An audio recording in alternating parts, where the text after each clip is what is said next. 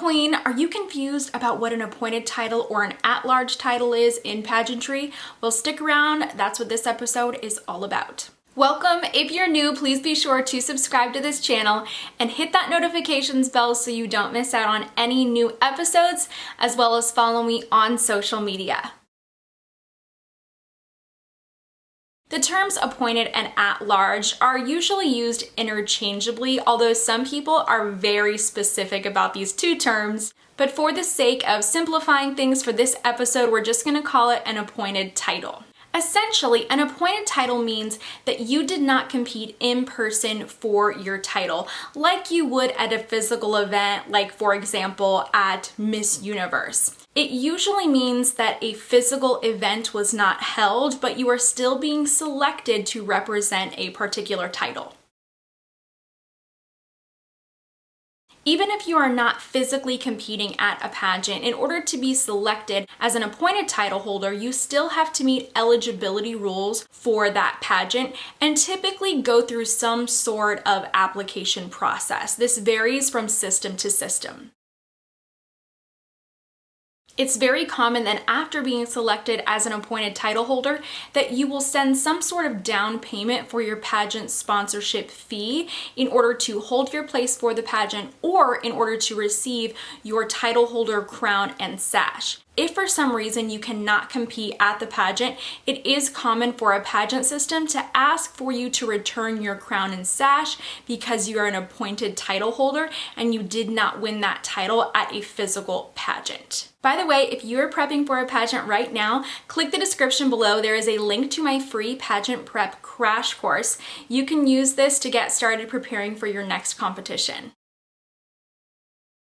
Typically, the answer to this is no. What most people don't realize is that most pageant systems don't require any title holder, appointed or not, to make any appearances. The appearances, though, they do benefit the organization, and I would encourage you ladies that regardless of how you received your title, to take advantage of using that title to go on appearances. There are so many benefits to appearances, whether we're talking about getting better at doing your hair and makeup, improving your styling and wardrobe, meeting members of your community, working on your communication skills. Any of those things are things that you can take away from using your title and making appearances. So I would really encourage you, if you do have any title, appointed or not, that you use your title to go on appearances. Pageants will appoint title holders for a number of different reasons.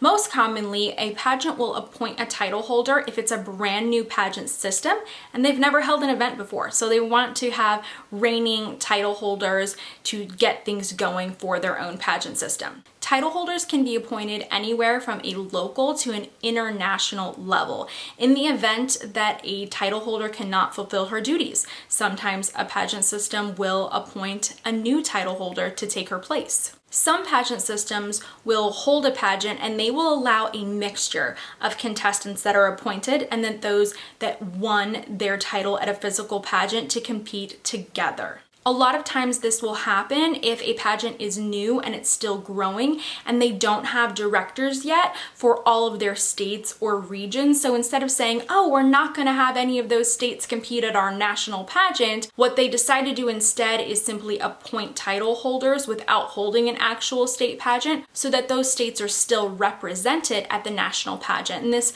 also works for international pageants as well, where sometimes countries are appointed. The short answer to this is no.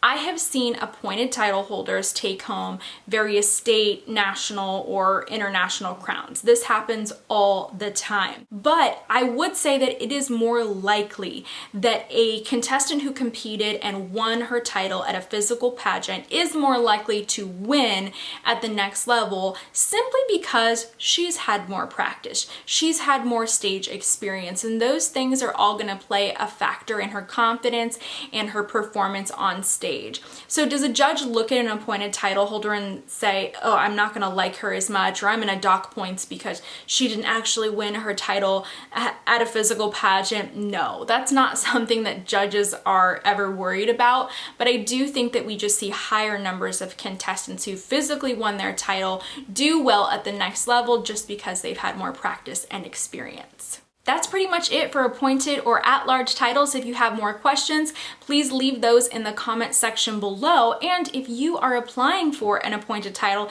and you need a little bit of extra help, that is something that I help my coaching clients with. So if you want more information about that, just head over to DaniWalkerOfficial.com. I hope that you enjoyed this episode and that it answered lots of your questions.